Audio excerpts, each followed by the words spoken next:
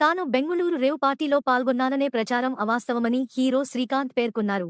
తాను ఎలాంటి పార్టీలకు వెళ్లలేదని చెప్పారు. ప్రస్తుతం హైదరాబాద్లోనే ఉన్నానని తెలిపారు.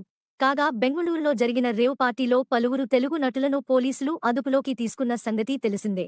రేవ్ పార్టీలకెళ్ళే కల్చర్ నాది కాదు. పబ్ కల్చర్ మనిషిని కాదు నేను.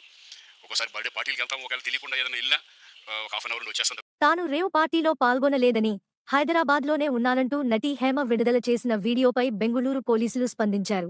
తాము అరెస్టు చేసిన వారిలో హేమ కూడా ఉన్నారంటూ ఫోటోను రిలీజ్ చేశారు.